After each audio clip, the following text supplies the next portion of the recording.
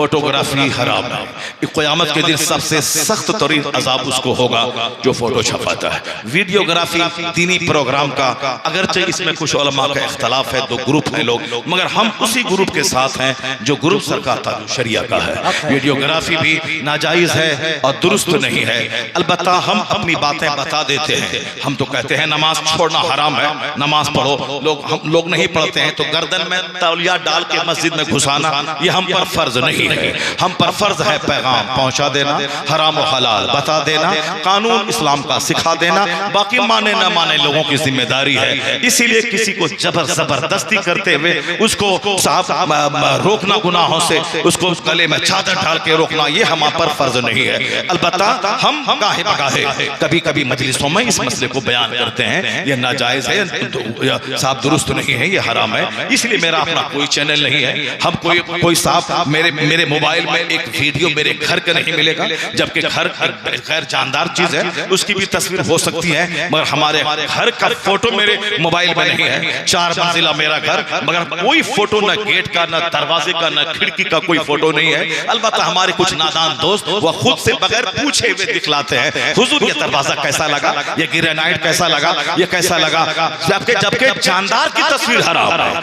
घर की तस्वीर हराम नहीं है, गेट की तस्वीर हराम नहीं है। मगर मैं उससे हद दर्जा तक परहेज करता हूँ। न मेरे मोबाइल में मेरी बीवी की तस्वीर है, न मेरे किसी बच्चों की तस्वीर आपको मिलेगी। यहाँ तो बहुत सारे पढ़े लिखे लोग, पढ़े लिखे कहलाने वाले मोबाइल के स्क्रीन पर अपनी तस्वीर और अपने बच्चे की तस्वीर, या कोई बास नादान अपनी बीवी की तस्वीर और दूसरों को ये हमारी बीवी है कैसी है, अच्छी है कि नहीं है। अब इस तरह से लोग गिर गए लोग, अब वो सिखाते हैं साहब ये है ऐसा, ये है वैसा। तो हमने अल्हम्दुलिल्लाह मेरा कोई चैनल नहीं है, ना मैं। बहुत से लोग कहते हैं हजरत आपके लोग बहुत सारे लोग हैं, आपकी तकरीरों को वीडियोस पे डाल करके साहब लाखों रुपए कमा रहे हैं, आप अपना चैनल बना लीजिए, आप घर में रहिएगा साहब लाखों रुपए कमाएंगे।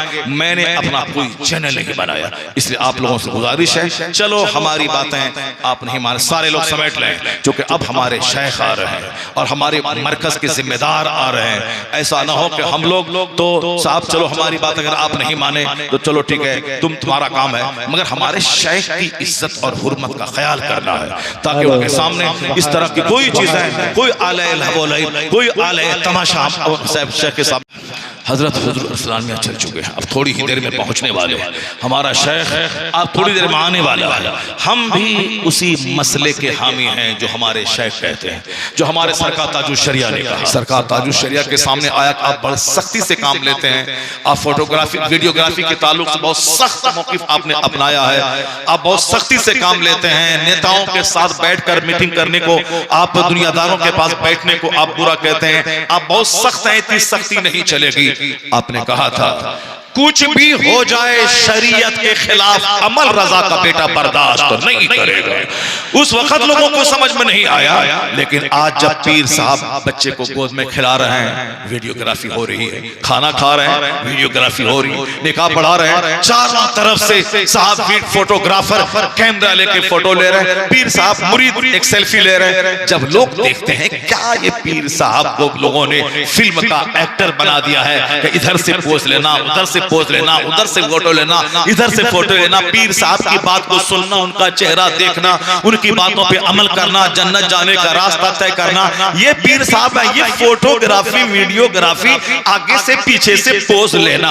तब याद आया सरकार ताजुश शरिया की याद आई कि मेरा शेख अगर बर वक्त अगर सख्त कदम नहीं उठाता तो आज मजलिसों में पब्लिक कम होती, कैमरा ज्यादा होता, फोटोग्राफी ज्यादा होती। लेकिन अगर मस्जिदों में, शादी की महफिलों में और जलसा जुलूस में अगर कुछ भी पाकीज़गी बहाल है तो अभी सरकार ताजुश शरिया के फतवे की धमक है कि हुर्मत बहाल है। सरकार ताजुश शरिया की धमक है कि आज हुर्मत बहाल। और अल्हम्दुलिल्लाह उनके घर के शहजादे, अगरचे आवारगी का माहौल है, मानने वाले भी लोग नहीं मानते हैं, मुरीद नहीं मानते हैं, दूसरे लोग क्या माने, फिर भी अपने हद तक तो मना करते रहना है, कायम रहना है, मजबूती से रहना है, अपना फर्ज अदा कर देना है। मैंने कभी कहा था कि हिंदुस्तान में बहुत सारी फैमिली है जो दौलत के लिए, सियासत के लिए, दुनियावी इल्म के लिए मशहूर है, जैसे गांधी की फैमिली, अली बरादरान की फैमिली, साहब अडानी अंबानी की फैमिली, कोई दौलत के लिए, कोई पॉलिटिक्स के लिए, कोई साहब दुनियावी इल्म फन के लिए, कोई एमएलए एमपीज बनने के लिए, जैसे मुलायम सिंह की फैमिली, वहां साहब बहू भी एमपी है, बेटा भी एमपी है, भाई भी एमपी है, भतीजा भी एमपी है। पूरे हिंदुस्तान में एक घराना है। लोग कहते हैं साहब ये फैमिली संसद और असेंबली में जाने वाले अफराद को फैमिली देती है, वो फैमिली अडानी अंबानी की बस दौलतों के लिए मशहूर है।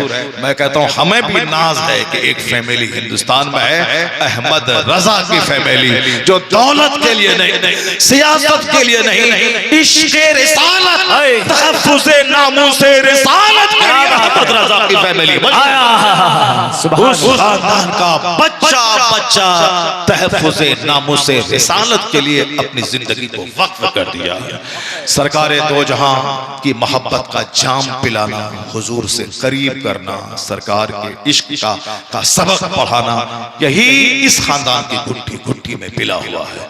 इसलिए आला हजरत के दादा से जो तसव्वुफ और जो जाहिदाना जिंदगी का आगाज हुआ, वो झलक आज उनके पड़पोते के बेटे में भी वो झलक आज पाई जा रही है। उसी खानदान का चश्मो चराग है जिस खानदान से शरीयत का काम, हनफियत का काम, इश्क रिसालत का काम, तहफ़्फ़ुज़ नामूसे रिसालत का काम, मुसलमानों को खतरनाक वक्त में रहबरी का काम जिस खानदान से होता आया है, उसी खानदान के बतले जलील का नाम हुजूर अरसलान मियां क़िबला मद्दिसिल्हुल आली है।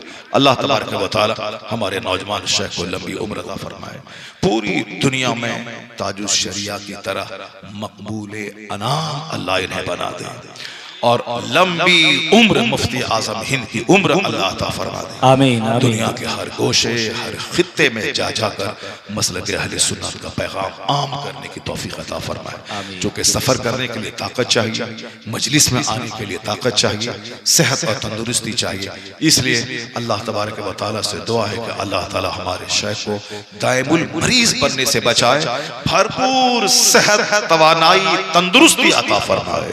अल्लाह तबारक व तआला शेख के इल्म में, अमल में, तक़वा में इजाफा फरमाए। तो मैंने जाना कि हाँ कोई फोन करे ना करे, मगर हमारी खानका से तो फोन जरूर आएगा, क्योंकि इहक़ाक़ के हक करना, इब्ताल बातिल करना, यही तो वहाँ का तुर्रे इम्तियाज है कि हर बुराई के खिलाफ आवाज उठाना।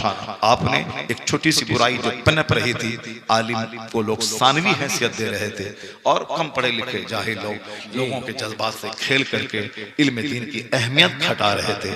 आप बोलना ही तो है, और क्या करना है, तो लाठी थोड़ी उठानी है, जंग थोड़ी करनी है, केस मुकदमा थोड़ी करनी है, बोलना ही तो है, बोलना है, बस बोलना है। कभी नर्म लहजे में बोलना है, कभी सख्त लहजे में बोलना है। हदीस में आया है